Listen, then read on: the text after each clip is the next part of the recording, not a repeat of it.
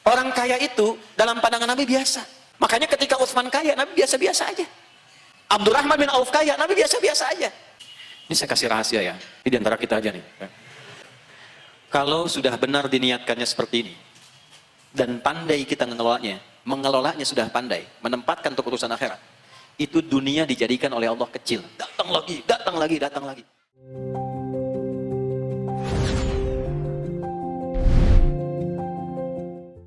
Doa itu punya dua fungsi. Berapa fungsi? Ya. Satu, merubah kegiatan dari rutinitas dunia menjadi nilai ibadah akhirat. Sudah? Misal, semua aktivitas kita itu ada doanya. Kalau Bapak Ibu mau cek silahkan. Dan itu cuma ditemukan di Islam. Dan doanya bukan ngarang-ngarang, terukur semua. Saya beri contoh. Ini ke masjid tadi masuk ada doanya nggak? Keluar ada nggak? Doa masuk dengan keluar sama nggak? Oke. Bangun tidur ada doanya? Mau tidur ada doanya? Bangun dengan saat akan tidur doanya sama nggak? Saya mau tanya pada Bapak Ibu, ada nggak manusia yang sanggup mengarang doa semua kegiatan manusia yang dilakukan dalam kehidupan ini? Semuanya, dari melihat, mendengar, bicara, berjalan, semua kegiatannya ada doanya. Mungkin nggak ada manusia yang bisa begitu? Mustahil. Kalau cuma nulis kalimat, bisa. Tapi kalau menghadirkan makna berkehidupan dari kalimat itu mustahil. Maka yang pertama, fungsi doa itu merubah nilai rutinitas dunia menjadi ibadah yang punya nilai akhirat. Jadi kalau Anda membacakan doa sebelum beraktivitas, misal saya berpakaian nih, saya berdoa, Allahumma kama hassanta khalqi fahassin khuluqi. Ya Allah, sebagaimana Engkau telah menciptakan fisikku dengan sempurna, maka sempurnakanlah aku dengan pakaian yang akan aku gunakan ini. Jadi pakaian ini fungsinya bukan hanya menutup aurat, tapi menampilkan keindahan akhlak dalam berkehidupan. Karena itu di Al-Quran jelas, pakaian terindah itu ketika ada nilai takwanya. Walibasu taqwa dzalikal khair. Diseraplah ke dalam bahasa lokal menjadi koko. Takwa itu dari kata wakwa. Diserap ke dalam bahasa lokal menjadi baju koko. Koko itu dipakainya umumnya dilekatkan dengan nilai ibadah.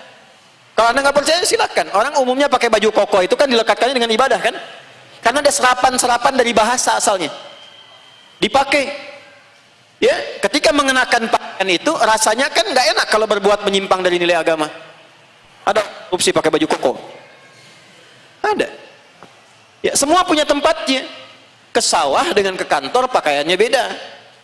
Ya kan? Ke sawah bawa cangkul, nggak ada orang bawa cangkul pakai dasi, pakai jas. Mustahil pakai kebaya, nggak ada.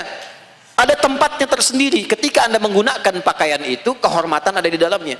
Maka ketika Anda berdoa, Allahumma kama hasanta khalqi fahassin khuluqi, bercermin itu, bercermin, ya. Lalu dipakai pakaiannya, ada dua doa nanti. Allahumma inni as'aluka khairahu wa khairu ma huwalah wa a'udzubika min syarri wa syarri ma huwalah. Itu doa berpakaian. Ya Allah, aku bermohon kepadamu dari segala kebaikan yang melekat pada pakaian ini. Dan aku berlindung kepadamu dari segala keburukan yang mungkin nampak dan bersumber dari pakaian ini. Jangan dikira pakaian itu bisa jadi sumber keburukan juga. Ya, maaf Ibu, Bapak, tas Ibu kalau tas biasa dengan tas Dior bisa beda cara bawanya. Tas biasa begini, begitu Dior begini. Ya, antum jam biasa dengan Rolex caranya bisa beda. Jadi pakaian yang kita kenakan itu atribut kehidupan, bisa membawa kebaikan, bisa jadi keburukan. Betapa banyak orang sombong dari pakaian. Ya, orang sekarang pakai kaos aja kemana-mana, cuman ingin liatin merek kaosnya doang. Padahal bisa pakai kemeja. Kenapa pakai kaos? Cuman pengen nunjukin nih, 20 juta brandednya.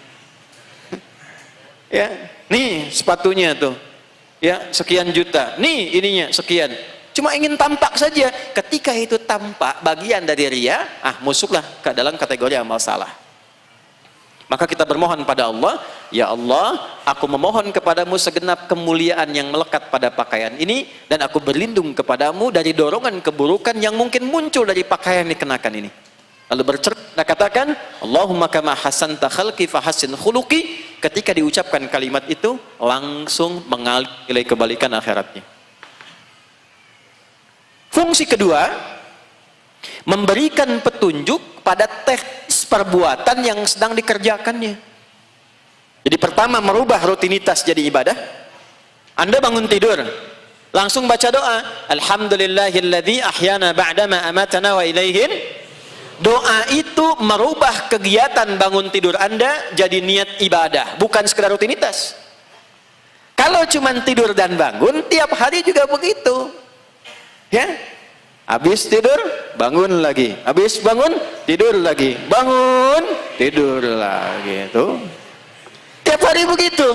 Tapi ketika Anda masukkan doa saat bangun, maka kegiatan bangun itu sudah punya nilai ibadah. Dituliskan pahala ibadah. Nah, yang kedua, jangan cukupkan sampai sini. Keluarkan makna doanya. Nah, makna doa itulah pedoman kita dalam menjalani aktivitas yang sedang kita kerjakan. Alhamdulillahilladzi ahyana. Segala puji hanya milik Allah. Terima kasih ya Allah yang telah memberikan aku kesempatan hidup berkehidupan sekarang ini sampai ajalku tiba. Ba'dama amatana, setelah menahan, memberikan pelajaran kepadaku dalam tidurku, menahan nyawaku. Bisa jadi saja engkau wafatkan dan kau berikan kesempatan untuk berkehidupan. Terima kasih ya Allah. Perhatikan, wa ilaihin nusyur. Di sini poinnya. Aku berjanji hari ini aku bangun mencari bekal yang lebih baik sebagai persiapan pulang kembali kepadamu. Itu artinya.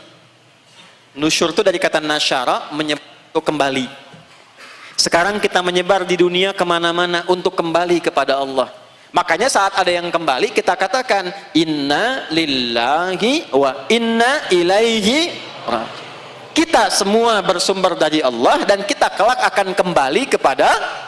Nah, pertanyaan baliknya dari hadis, kalau nanti kembali bekalnya apa? Itu. Nah, yang dikejar oleh hadis itu. Ya, yang Anda baca kalau ada orang meninggal, gitu kan dibaca tuh yang Al-Baqarah ayat 156. Alladzina idza asabathum musibah qalu inna lillahi wa inna ilaihi. Nah, dikejar oleh hadis, Nabi tanya balik, engkau ucapkan, ya, semua kita milik Allah, kami pun milik Allah, dan kelak kami kembali kepada Allah. Oleh Nabi kalimat itu dikejar. Kalau kamu kembali, bekal kamu apa, Joni? Joni itu dari ini tambahan lah gitu, ya, sehingga ada orang bikin meme itu Ustadz Joni kan, ya nggak apa-apa itu biasanya. Ditanya balik, bekal kamu apa kalau pulang? Kalau kembali bekalnya apa? Ditanya balik. Maka dari itu setiap bangun dari tidur kita berjanji, Allah, terima kasih ya Allah diberikan kesempatan kembali untuk berkehidupan. Mungkin saja engkau bisa wafatkan aku dalam tidur, tapi engkau hanya tahan nyawaku untuk memberikan pelajaran kepadaku. Aku berjanji hari ini aku bangun mencari bekal lebih baik, persiapan pulang kembali kepadamu. Jadi kalau ada yang baca doa itu, habis itu cuma ngejar dunia, maka ada yang tidak tepat dengan bacaannya. Jelas di sini? Nah, setelah mengucapkan kalimat itu, makanya di Al-Bukhari didahulukan doa ini. Di Abu Daud ditampilkan yang ini. Setelah membacakan doa itu, petunjuknya apa? Kan kita nanya balik sama Allah. Ya Allah, saya pengen cari bekal untuk persiapan pulang. Petunjuknya bagaimana? Makanya kan di birokrasi suka mengatakan atas petunjuk Bapak, gitu kan? Ada aturannya.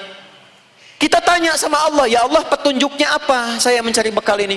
Maka disampaikan lewat Nabi SAW, bikin rencana kehidupan yang strategis sesuai dengan pilihan hidupmu supaya pekerjaan duniamu punya nilai akhirat. Maka terkandunglah semua perencanaan itu ada di Quran surah ketiga ayat 190 sampai ayat 200. Tuh.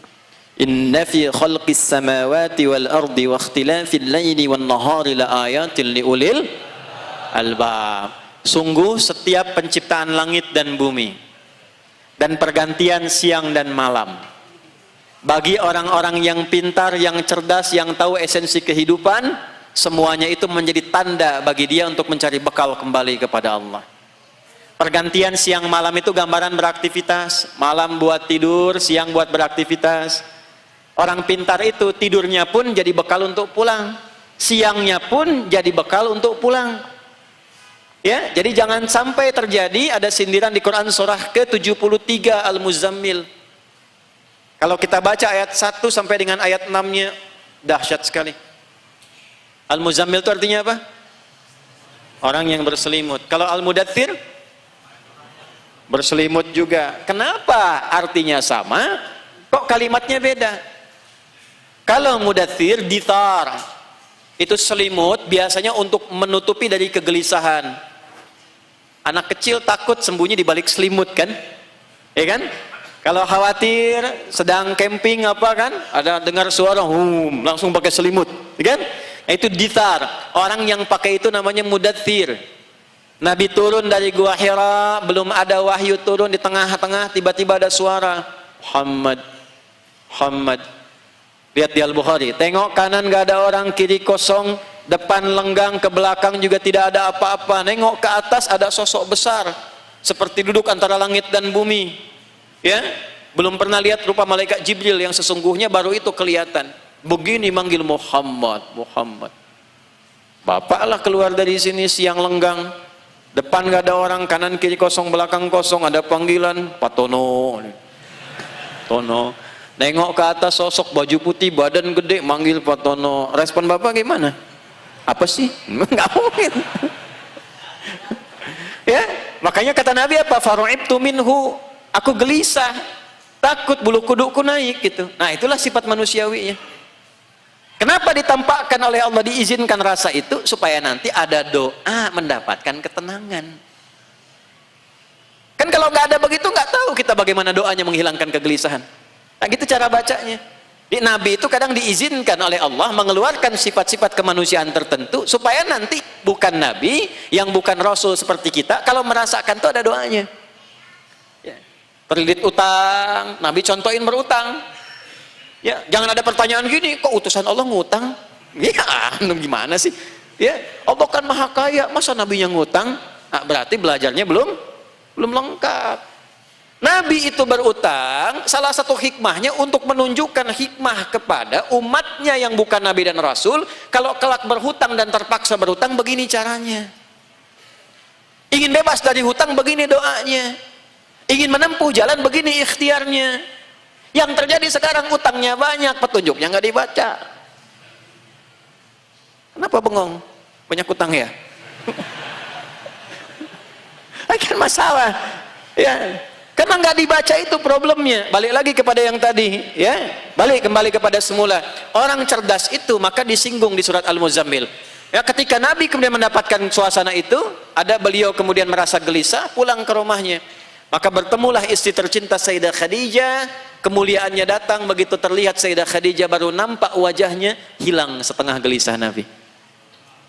Nah, itulah sebabnya saya sering bilang sama ibu-ibu, ngajinya jangan terlalu tinggi-tinggi di luar kebutuhan. Yang paling utama ngaji tentang perempuan. Nabi diizinkan menikah lebih daripada 4 orang, karena seluruh istri Nabi itu mewakili semua karakter perempuan di muka bumi. Dari yang paling cemburuan, yang cerewet, yang suka model, yang suka masak, ada. Dan dididik oleh Nabi menjadi perempuan paling ideal. Masak-masaknya dengan rasa cinta, jadi bukan cuma rasanya yang melahirkan kenikmatan, tapi cinta hadir di dalamnya. Masya Allah. Yang belum nikah sabar ya. Bentar ya, mudah-mudahan ya kiamat kurang sehari lah bisa. Ya. Yang suka fashion, kan ada istri Nabi yang senang fashion. Sayyidah Zainab itu belajar gimana fashion yang bagus. Yang senang kajian, sampai ada waktunya. Itu Nabi itu punya jadwal kajian ummahat, kajian ibu-ibu, hari Kamis biasanya. Ya, pemilihan itu tuh bukan sembarangan. Waktunya dipilihkan, materinya ada, terangkum dengan sempurna. Ibu tinggal lihat dah, kira-kira ibu mirip siapa, itu aja. Ngeceknya gampang, nggak sampai rumah lihat. Kalau nggak belajar sirah, ibu nggak akan tahu ibu mirip siapa. Kan diantara ibu-ibu ini ada yang senang kajian, Habis selesai ini pindah pengajian ini pindah pengajian ini. Pengajian diurus, anak nggak keurus. Misal aja Bu, misal. Walaupun memang banyak yang begitu. Ya. Nah, coba contoh di zaman Nabi begitu nggak gitu? Ada yang senang pengajian, ada yang senang masak. Bagaimana masakan bisa membahagiakan keluarga? Mungkin hasilnya biasa-biasa, tapi membuat keluarga tersenyum dan merasakan kenikmatan berkeluarga, itu yang mahal. Itu yang mahal. Ya. Jadi dari proses bikinnya aja itu sesuatu yang indah, punya nilai di Islam itu. Nggak ada satupun yang tidak ada nilainya. Maka begitu menatap Sayyidah Khadijah, hilang setengah gelisahnya. Kalau sedang punya masalah, dari kantor, di jalan, dari sawah, pulang ke rumah, lihat istri, setengah masalah hilang, ada bakat nih Sayyidah Khadijah. Ya, tambah masalah, repot nih. Maka beliau katakan, ini lihat, zammiluni, zammiluni. Kalimatnya zammiluni, tapi yang turun suratnya Al-Mudaththir. Ya ayyuhal muddaththir qum fa'anzir wa rabbaka wa thiyabaka, dan seterusnya. Tapi kalau muzammil artinya selimut yang dipakai dengan nikmat seperti teman yang membersamai. Makanya teman yang membersamai dalam bahasa Arab disebut zamil. Ada zamili, ini teman yang selalu membuat saya senang, bahagia, nyaman. Selimutnya disebut al-muzammil karena ketika dipakai itu seperti teman yang mendampingi, enak banget tidurnya, pules. Kalau mudaththir kan tidak, menghilangkan rasa gelisah, gugup pakai. Muzammil tidak, ada orang tidur saking pules, saking enaknya, nyaman banget pakai selimut begini. Itu muzammil namanya. Maka turun ayatnya, ya ayyuhal muzammil qumil laila nisfahu awil qus minhu aw zid alaihi warattilil. Perhatikan sampai ke ayat berikut, innalaka fin nahari sabahan tawila. Aduh kamu ini ya, kata Allah tuh luar biasa. Siangnya sibuk banget ngejar dunia, malamnya nikmat banget tidurnya pulas, cita-cita masuk surga. Itu kalau ngaji begitu dalam banget, malu sama Allah, malu. Kamu ini ya, innalaka fin nahari sabahan tawila, itu pakai inna lagi, pakai itu, innanya itu kan pakai taukid, itu harfu nasbin wa taukidin tansibul isma wa tarfa'ul khabara mabniyun 'alal fathi la mahalla lahu minal i'rabi. Huruf penguat yang meyakinkan, memberikan informasi yang tertantap pada jiwa. Kalau dikaitkan dengan kebiasaan, berarti ada orang yang memang begitu sibuk dengan dunia. Berangkat gelap, pulangnya gelap, dunia dikejar, kerja lagi, targetnya sekian, dunia harus dicapai, omset sekian harus diraih, jam sekian harus didapatkan, dunia dikejar. Begitu malam tuh tidurnya enak banget sampai pules dengan selimut, cita-cita masuk surga. Firdaus lagi surganya, bersama Nabi lagi. Nih ya, kalau pengen tahu nih, siapa yang pengen masuk surga Firdaus? Yang pengen sama Nabi? Siapa yang malam tidurnya pules? Nah ini contohnya. Maka ayat tadi turun, hei fulan, hei kawan, kenapa sih sibuk sekali dengan dunia akan ditinggalkan itu? Terus malamnya tidur pulas, cita-cita pengen ke surga, tapi amalan kosong. Ditanya oleh Allah, ya, maka bangunlah sebentar. Inna nasyi'atal laili hiya ashaddu wat'an wa aqwamu qila. Bangunlah walau sedikit di malam itu.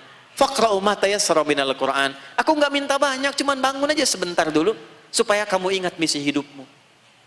Nah, jadi ulul albab itu orang pintar yang paham esensi kehidupan, dia mengerti tentang tugas hidupnya sehingga dia mampu membuat, nah ini poinnya, perencanaan kehidupan siang dan malam. Siang mesti ngapain, malam mesti ngapain. Jadi jangan sampai hari itu berputar cuma siang dan malam aja, ikhtilaful laili wan nahar.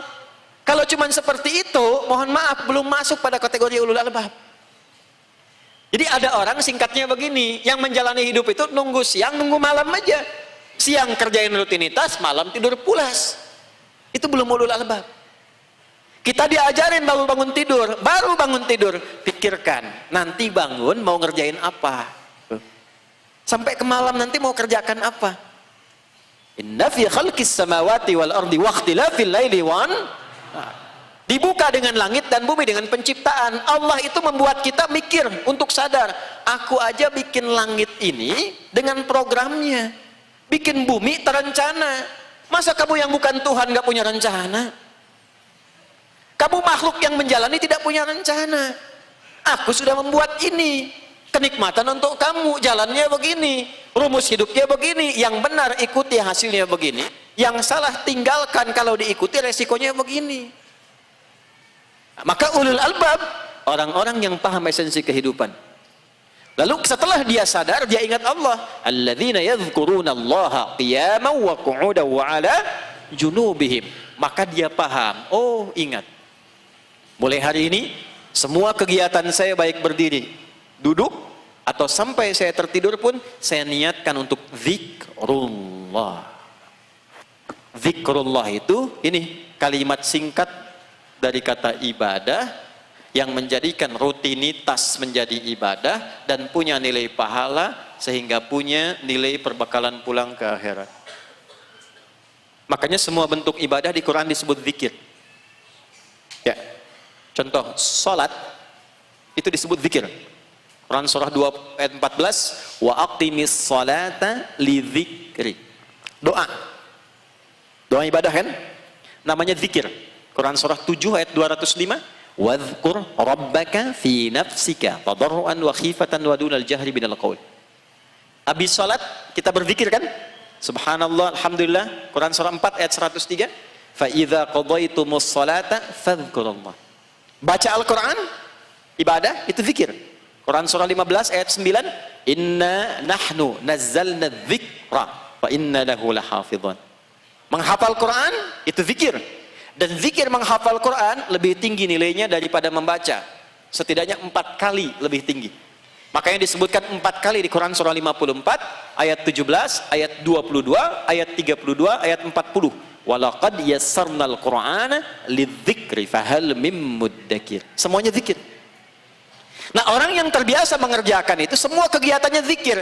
Jadi zikir salat, zikir Al-Quran itu zikir spiritual, latihan supaya menghadirkan makna itu dalam kehidupan. Makanya kalau orang sholatnya benar dengan zikir, pasca sholat semua kegiatan tubuhnya itu berzikir. Kalau sholatnya baik, pasti baik kegiatan hariannya. Gak mungkin lisannya berkata tidak baik, gak mungkin tangannya mengerjakan pekerjaan kotor, gak mungkin kakinya melangkah pada yang tidak baik, karena dilatih dalam sholat. Itulah yang menjadikan Allah berfirman, inna sholata tanha 'anil fahsya'. Kalau sholatnya benar, pasti dia orang baik. Itu maksudnya. Karena itu, jalan pertamanya, niat semua kegiatan sebagai zikir. Bekal akhiratnya ada enggak? Yo, praktek. Mahasiswa dulu lah, adik-adik nih. Adik-adik ini bikin, ini mau kuliah kan, sekolah, dari mulai kuliah aja dulu. Biasanya kan gini ya Pak, Bu ya, mohon izin ya, mohon maaf. Kalau bikin kegiatan kan agendanya sampai sini dunia nih. Ya, lulus tahun berapa, jurusannya apa, cita-cita jadi apa kan? Oleh Quran dibalik, ulul albab itu, dia menempatkan cita-citanya pada tempat yang paling tinggi dulu di akhirat. Cita-cita saya masuk surga di akhirat. Nanti surganya dibagi 8 golongan, 1 sampai 8. Dari yang terbawah, jannah biasa sampai firdaus. Nanti pilih mau yang mana di antara 8 ini. Pintunya ini aktivitas kita. Disebut dengan amal. Amal yang mengantarkan ke surga disebut amal soleh. Contoh, saya pengen masuk ke surga. Surganya apa? Firdaus. Keluarkan amalan surga Firdaus, turunkan untuk jadi aktivitas ke bumi. Misalnya di Quran surah ke-23 ayat 1 sampai ayat 9 lah, misal.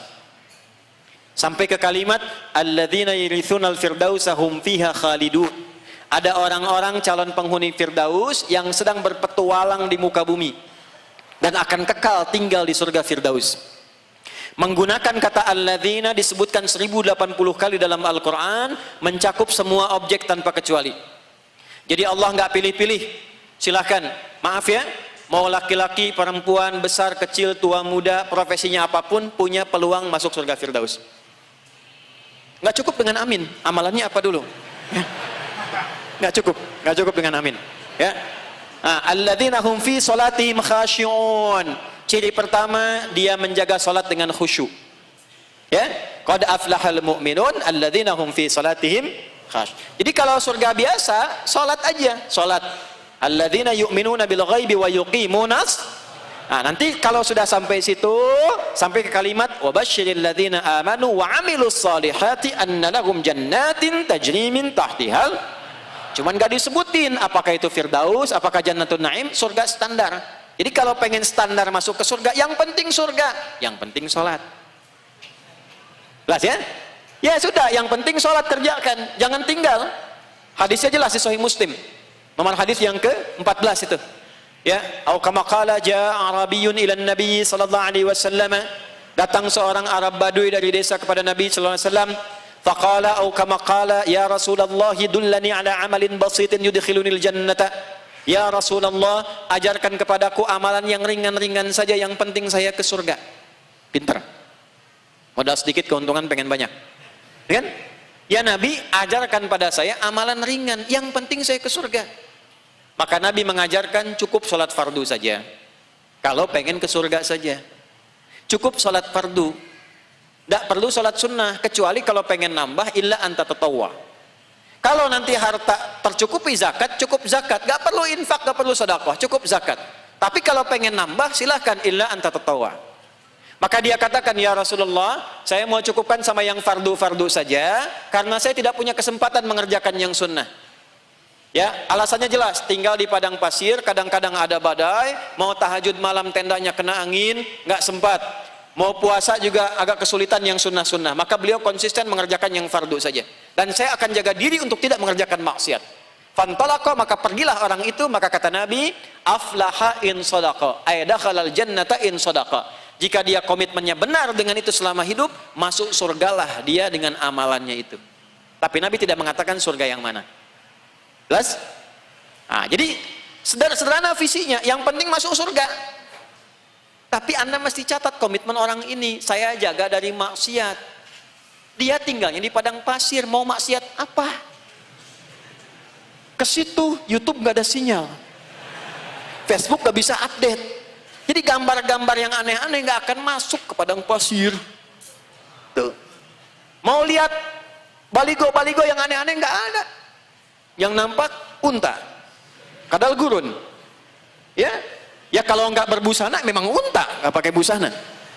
Jadi maksiat itu pasti minim. Terus antum di Lampung pengen ikutan, resikonya tinggi. Ya, maka dari itu naikin ke nomor tertinggi Firdaus. Amalan pertamanya bukan sekedar sholat, pastikan sholatnya khusyuk. Walladzina hum lizzakati fa'ilun. Dia punya visi zakat. Selama hidupnya pengen berzakat. Nah, inilah bedanya. Jadi kalaupun dia kerja, punya pabrik, punya perusahaan, punya toko, niatnya apa? Dengan toko itu bisa zakat, dengan zakat itu bisa masuk surga Firdaus. Jadi kaya itu bonus. Kalau Anda bekerja hanya sekedar meningkatkan harta dan update status, Anda baru sampai sini. Belum jadi ulul albab. Makanya maaf ya, Nabi itu pada kekayaan, komennya sederhana. Sederhana. Orang kaya itu dalam pandangan Nabi biasa. Makanya ketika Utsman kaya, Nabi biasa-biasa aja. Abdurrahman bin Auf kaya, Nabi biasa-biasa aja. Tapi ketika kekayaan itu digunakan untuk mencari akhirat, itulah yang luar biasa. Ini saya kasih rahasia ya. Ini diantara kita aja nih. Jangan sebar keluar nih. Kalau sudah benar diniatkannya seperti ini, dan pandai kita mengelolanya sudah pandai, menempatkan untuk urusan akhirat, itu dunia dijadikan oleh Allah kecil. Datang lagi, datang lagi, datang lagi. Karena kita dinilai sudah mampu mengelolanya. Ya, karena kita dinilai sudah mampu mengelolanya. Makanya kalau bikin visi jangan nanggung ke sini. Salat bisa zakat, hartanya dipakai buat zakat. Terus walladzina hum 'anil lagwi mu'ridun. Dia meninggalkan yang tidak penting, obrolan yang enggak penting dia tinggalkan. Ya, mohon maaf, kegiatan-kegiatan yang tidak ada isinya, tidak ada muatan manfaatnya, dia hindari. Dia hormati teman yang lain, dia fokus pada sesuatu yang penting saja. maka dia menjadi orang penting sisi Allah Subhanahu wa taala. Tapi Quran tidak merinci profesinya. Artinya apa? Anda mau jadi pejabat boleh. Silahkan jadi wali kota, silahkan jadi gubernur, silahkan jadi bupati, ya silahkan jadi satpol PP, silahkan, gak ada masalah. Anda mau jadi apapun silahkan, jadi pebisnis boleh silahkan, jadi pedagang, ya termasuk tadi yang jadi ini siswa, mahasiswa mau kuliah, semua profesi bisa, karena dibuka dengan kata alladzina. Ibu rumah tangga boleh. Cuman komitmennya apa? Sepanjang saya akan kegiatan dunia, saya jaga sifat-sifat surgawi ini. Maka adik-adik yang sekarang sedang kuliah, nih, cita-cita tertinggi apa? Saya pengen masuk surga. Surganya apa? Firdaus. Lewat amalan apa saya masuk ke situ? Saya ingin profesi menjadi seorang dokter misalnya. Boleh, silahkan. Jadi dokter, calon penghuni surga Firdaus. Dengan dia kuliah, sejak di kuliah awal kedokterannya, dia tidak tinggalkan sholatnya. Dia berusaha meninggalkan segala yang tidak penting. Dia jaga kehormatannya. Sampai jaga, sabar sampai meninggal. Begitu dia praktek, dia niatkan praktek dengan nilai-nilai kebaikan. Tidak menipu pasien. Ya, tidak mencari harga mahal untuk membebani pasien. Tidak bekerja sama untuk perusahaan-perusahaan tertentu untuk menekan pasien. Yang tadinya tidak harus dicek, kemudian dicek. Yang tadinya nggak ada biaya, harus ada biaya. Dia jaga nilai kehormatan itu. Ya, dan terhormat di hadapan Allah. Profesinya tetap mulia jadi dokter, profesinya seorang insinyur, ininya dijaga, dunia sukses, akhiratnya mulia.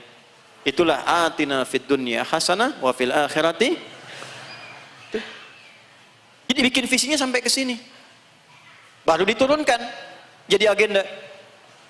Kalau cuma ngejar dunia saja, oh capek Pak.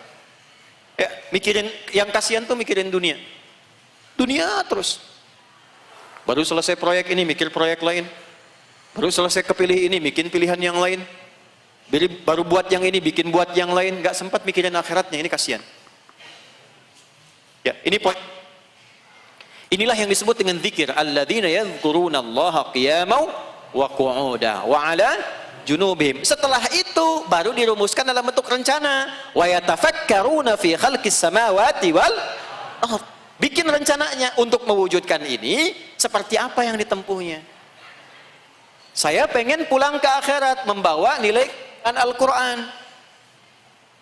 Dengan catatan itu saya berusaha mendekati dari masuk pesantren, mendekat kepada kiai utama yang beliau pakar di bidang Quran, temani sampai menjelang sakaratul mautnya, minta doanya.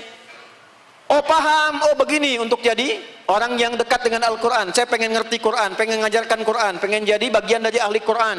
Dipelajari, oh belajarnya seperti ini. Dari bahasa dulu supaya ngerti bahasa Quran. Makanya semua ulama-ulama itu jadi bahasa. Adab bahasa supaya paham, ngerti alur. Nah, bukan untuk bisa bahasa Arab, kalau begitu gampang, gak usah masuk jurusan. Ya. Saat yang bersamaan, pelajari Qurannya, talakinya, sempurnakan sanadnya. Maka apa yang dilakukan? Oh, saya mengambil jurusan A. Bersamaan dengan itu saya matangkan Qurannya. Berapa tahun ini? Setelah itu apa yang dilakukan? Jembatannya bagaimana? Mengamalkannya seperti apa? Sabar sampai meninggal. Wa yatafakkaruna fi khalqis samawati wal ardh. Kegiatan semacam ini merencanakan giat duniawi kita mengejar akhirat disebut dengan tafakkur namanya. Ada tafakkur, ada tadabbur, ada tadzakkur. Nih Bu, anak berapa Bu? Kan?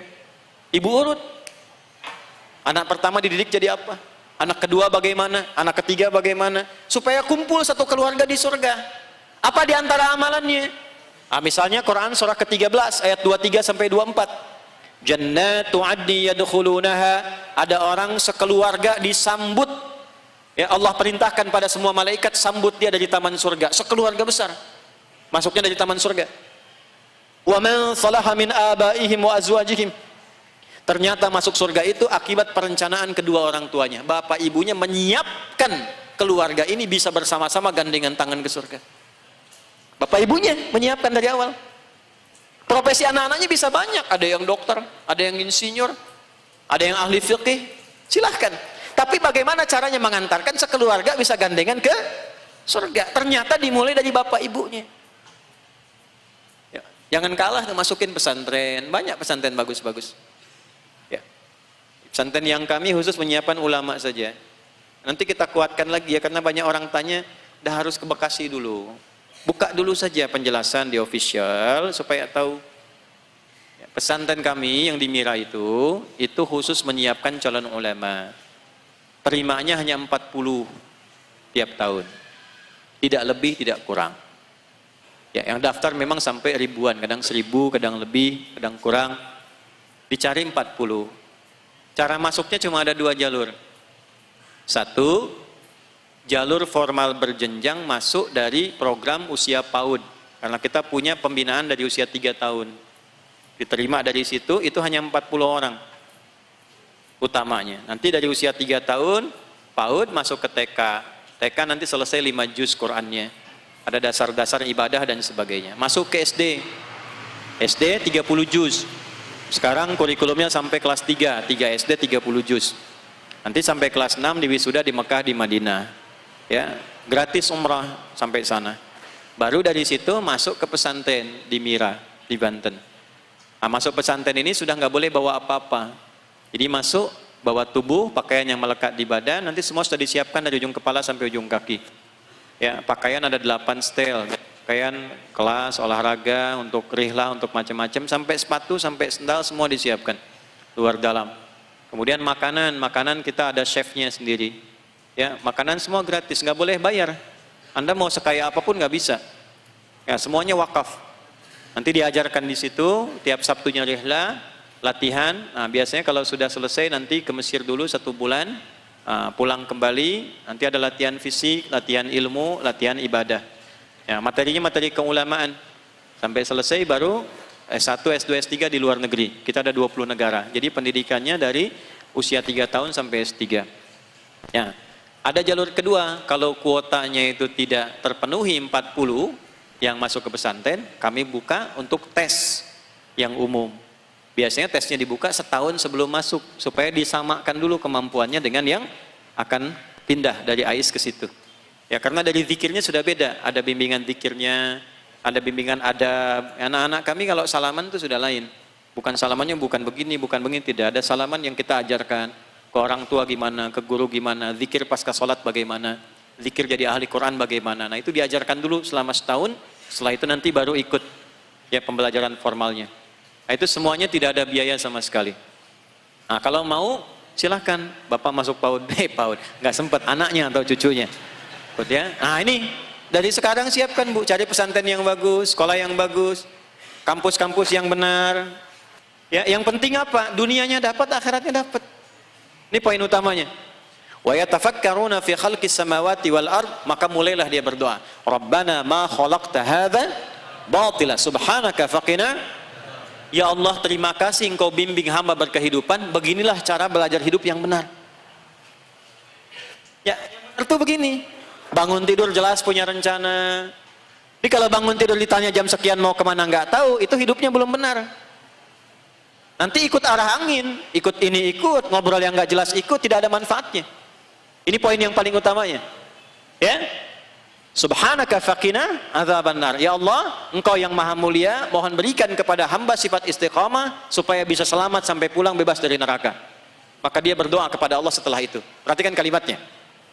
Rabbana innana sami'na munadiyan yunadi lil imani an aminu bi rabbikum. Rabbana faghfir lana dhunubana wa kaffir 'anna sayyi'atina wa tawaffana ma'al Rabbana wa atina ma wa'adtana ala rusulika innaka la. Maka kita mulai kepada Allah berdoa, ya Allah, bimbing hamba untuk konsisten menjalankan semua ini, hamba akan lakukan dengan penuh iman kepadamu. Makanya kalau kerjanya pakai iman, nggak akan korupsi, nggak akan mencuri, nggak akan berzina, nggak akan selingkuh, nggak akan hianati pasangan, karena pakai iman. Antum nih suami-suami nih, ya nggak akan main fisik kasar begitu tuh kalau pakai iman. Kalau merasa istri antum tuh titipan Allah, antum juga tuh yang perempuan-perempuan tuh sama akan menghormati suami dengan ketaatan kepada Allah. Jadi kalau dua-duanya mencoba menaati Allah, kehidupan rumah tangga tuh sakinah tuh akan datang. Tapi kalau pakai selera masing-masing, nah itulah sering bikin masalah di situ. Karena keinginan masing-masing. Kalau sudah nafsu, nafsi-nafsi itu yang repot. Kalau sudah masing-masing nggak akan nyatu. Anda itu dari orang tua yang beda, rahim yang tidak sama, pendidikan tidak sama, karakter tidak sama. Pengen disatukan tapi prinsip masing-masing ya akan pernah nyatu. Bagaimana cara menyatukannya? Ikuti petunjuk Allah, itu paling gampang. Tugas suami apa, tugas istri apa. Kalau sudah paham, nyaman. Makanya pakai iman. Mau jualan pakai iman, jualan pakai iman nggak akan nipu. Karena sudah tahu rizki saya Allah yang tetapkan. Anda nggak curang pun rizki datang. Kenapa mesti curang? Kalau nipu, curang, mau pakai offline atau online, mohon maaf, tidak akan menambah rizki yang sudah Allah tetapkan kepada Anda. Kuotanya tetap segitu. Karena saat terlahir itu, rizki ditetapkan dari 4 yang sudah Allah tetapkan. 4 nih. Pertama itu bikatbi rizqihi. Ditetapkan rizkinya, kuotanya sekian. Walladzi qaddara fahada. Dirahasiakan supaya kita semangat mencarinya. Sebab kalau diberitahu, antum susah nanti semangat mengejar dunia. Maksudnya apa? Nggak akan sungguh-sungguh duniawinya. Coba kalau diberitahu, rezeki Anda sampai meninggal itu 1 miliar. Sore ini di A2 sudah ngambil 999.999.000 rupiah. Tinggal 1.000. Ketulis di sini nih 1.000. Tuh, kan ada film Hollywood tuh yang tentang jatah hidup sini tuh. Tulis 1.000. Saya nggak yakin antum nggak mau makan tuh. Nggak mau ah? Makan meninggal. Tinggal 1.000. Diem aja. Suruh ngantor. Ya, nggak mau karena tahu tinggal 1.000. Ini zikir, dia doa. Capek ketiduran, pas bangun, astagfirullah, ya antum tuh udah lemes banget, minum tuh dia. Ya begitu 1.000 masuk ke dalam mulut tuh 3 sedot meninggal. Dirahasiakan. Poin paling pentingnya apa? Hikmah, sikap moral paling pentingnya. Maaf, rezeki kita itu sudah diatur. Cara mencarinya pun diatur. Maka jangan keluar aturan. Kenapa sih harus cari pekerjaan yang meninggalkan sholat? Kenapa harus kejar proyek yang meninggalkan Jumat? Toh Anda Jumatan pun dapat rezeki juga. Jangan sampai kena jebakan setan dengan fata morgana. Kelihatan seperti banyak tapi tidak merubah kuota Anda. Apa kalau Anda dapat satu proyek 1 miliar, itu Anda bisa makan sehari dengan 1 miliar? Makan Anda tetap 3 kali. Menu Anda tetap segitu-gitu juga. Jadi apa yang mau dicari? Cuman menuhi nafsu. Ingat ya, nafsu itu standarnya selalu pengen banyak tapi tidak pernah terasa manfaatnya. Yang paling bahaya itu banyak tapi pelit, itu bahaya. Termasuk pada diri sendiri. Harta banyak, sakit tuh masih aja pelit pada diri sendiri. Itu bahaya. Gitu ya. Nah, ini bagian paling pentingnya, tolong pakai iman. Belajar pakai iman, ya. Kalau belajarnya pakai iman nih mahasiswa-mahasiswi, beda. Belajar pakai iman tuh duduk paling depan. Siapkan catatan. Belajar sampai paham. Keluar kelas dengan masuk kelas mesti beda. Masuk kelas belum paham, keluar kelas harus paham. Itu belajar pakai iman. Jalasa ilan Nabi sallallahu alaihi wasallam wa wada'a kaffayhi ala fakhidhihi fa asnada rukbatayhi faqala ya Muhammadun akhbirni anil Islam. Ciri pelajar muslim, muslimah itu datang dengan penampilan yang terbaik, fokus ingin belajar, duduk barisan paling depan, siapkan catatan, tanya yang tidak paham. Begitu keluar dia sudah mengerti apa yang harus dilakukan. Itu belajar pakai iman. Ini duduk di pojok, bangku deretan belakang. Di dalam kelas tinggal dengan obrolan, dengan ya, dengan lamunan dan macam-macam lah gitu. Itu nggak akan positif. Paham ya? Nah, jadi keluarkan ayat-ayatnya, profesinya apa, kemudian bacakan doanya. Kalau sudah sampai di sini berdoa berarti sudah komitmen kita mengerjakan sesuatu dengan baik. Barulah kemudian melangkah. Apa langkah pertamanya? Nah, saya turunkan dulu amalannya, baru pertemuan berikutnya kita contohkan prakteknya. Setelah kita berdoa, siapkan rencana. Ingat ya, maaf, setelah selesai kajian ini, pulang ke tempat masing-masing, malam ini disiapkan peta hidupnya. Rencana kehidupan jangka panjangnya.